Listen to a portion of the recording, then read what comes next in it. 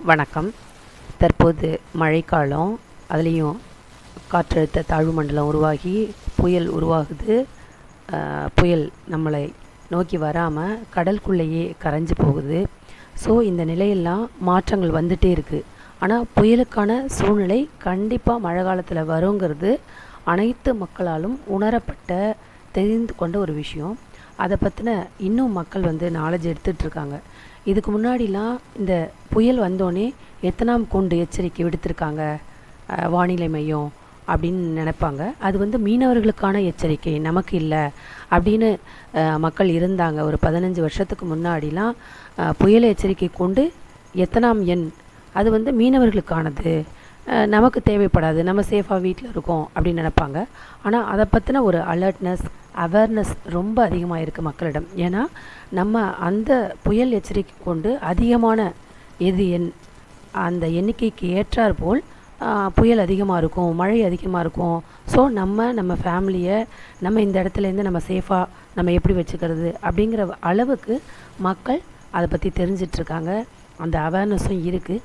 ஆனாலும் நோட்டடாக 1ஆம் எண்ணுக்கு என்ன, 2ஆம் எண்ணுக்கு என்ன அப்படிங்கிற ஒரு விஷயம் சில பேருக்கு தெரியாமல் இருக்கலாம். அதை பற்றி இந்த பதிவில் பார்ப்போம்.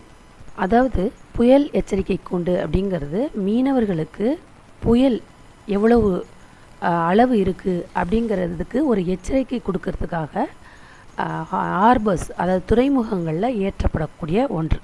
அங்கே தான் அந்த எண்ணை நோட் பண்ணி வச்சுருப்பாங்க. அதை வச்சு மீனவர்கள் அவங்கள மீன் பிடிக்க போகலாமா வேண்டாமா அப்படிங்கிற ஒரு விஷயத்த செஞ்சுப்பாங்க.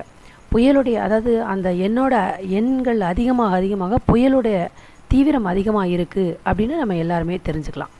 இதில் ஃபஸ்ட்டு பார்த்தோம்னா 1ஆம் எண் புயல் கூண்டு அப்படின்னு சொல்லுவாங்க. இந்த 1ஆம் எண் புயல் கூண்டு ஏற்றுனாங்கன்னா அப்போ என்ன சூழ்நிலை, என்ன அர்த்தம் அப்படின்னா, புயல் உருவாகக்கூடிய வானிலை சூழல் ஏற்பட்டிருக்கு அப்படிங்கிறது பொருள். அதனால் துறைமுகம் பாதிக்காது, ஆனால் நல்ல காற்று வீசும், 60 கிலோமீட்டர் வேகத்தில் கண்டிப்பாக காற்று வீசும் அப்படிங்கிறது தான் இதோட மீனிங். அடுத்து பார்த்தோம்னா 2ஆம் எண் கூண்டு எச்சரிக்கை. அதுக்கு என்ன அப்படின்னா, புயல் உருவாகி இருக்குது, இதை பார்த்தா துறைமுகத்தை விட்டு கப்பல்கள் வெளியேறணும், அதாவது 60 முதல் 90 கிலோமீட்டர் வேகத்தில் காற்று வீசும் அப்படிங்கிறது இதோட அர்த்தம். அடுத்து 3ஆம் எண் எச்சரிக்கை கூண்டு ஏற்றப்பட்டால் திடீர்னு காற்று மழை உருவாகக்கூடிய சூழல் நிலவி இருக்குது, ஸோ எச்சரிக்கை ஆயிருங்க அப்படிங்கிறது இதோட மீனிங். அடுத்து 4ஆம் எண் கூண்டு எச்சரிக்கை ஏற்றப்பட்டால் துறைமுகத்தில் இருக்கும் கப்பல்களுக்கு ஆபத்து அப்படிங்கிறத தெரியப்படுத்துகிறாங்க. இது ரொம்ப அலர்ட்னஸ்ஸாக இருக்கும். 4ஆம் கூண்டுலேருந்து ஆரம்பிக்குது அலர்ட்னஸ். ஸோ ரொம்ப கவனமாக இருக்கணுங்கிறத சொல்கிறாங்க. அடுத்து 5ஆம் எண் கூண்டு ஏற்றப்பட்டால் துறைமுகத்தில் இடது பக்கமாக புயல் கரையை கடந்து செல்வதற்கான வாய்ப்பை குறிக்கிறது. துறைமுகம் கண்டிப்பாக பாதிப்புக்கு உள்ளாகும் அப்படிங்கிறது இதோட பொருள். அடுத்து 6ஆம் எண் கூண்டும் அது என்னென்னா 5ஆம் எண்ணிற்கே அதிகமான ஒரு எச்சரிக்கை தான்.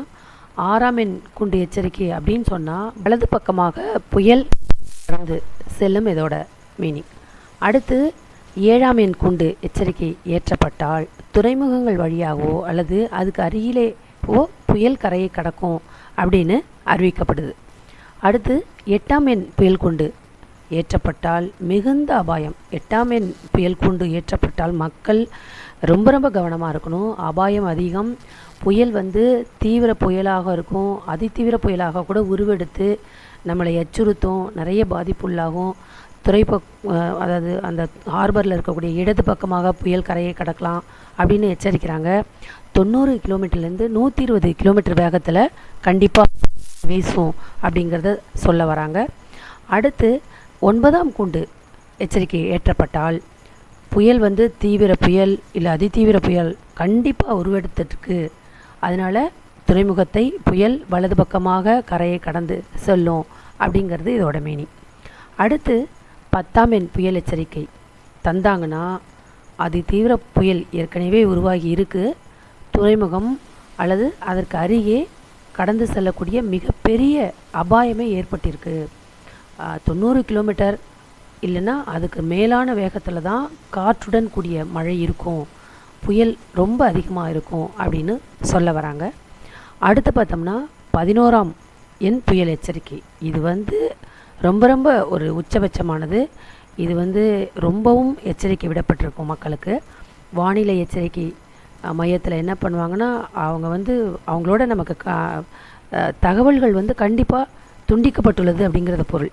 நம்ம வந்து 11ஆம் எண் புயல் எச்சரிக்கை ஏற்றப்பட்டால் மக்கள் ரொம்ப கவனமாக இருக்கணும். 8ஆம் எண் புயல் எச்சரிக்கையிலிருந்தே மக்களுடைய ஆபத்து அதிகமாகும். ஸோ 11ஆம் எண் புயல் எச்சரிக்கைக்கெலாம் அந்த பீச் ஓரமாக கூட மக்கள் தங்கிடக்கூடாது.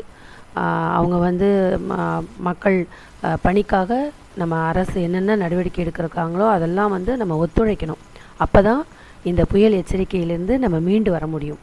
ஸோ இந்த 11 புயல் எச்சரிக்கை பற்றி நம்ம தெரிஞ்சுக்கிட்டோம். உங்களோட அனுபவத்தில் எந்த புயல் எச்சரிக்கையில் இந்த எண்ணப்போ நான் இவ்வளோ புயல் எச்சரிக்கை இருந்தப்போ இந்த புயலில் நான் மாட்டிக்கிட்டேன் அப்படிங்கிற தகவலை கமெண்டில் சொல்லுங்கள். நன்றி.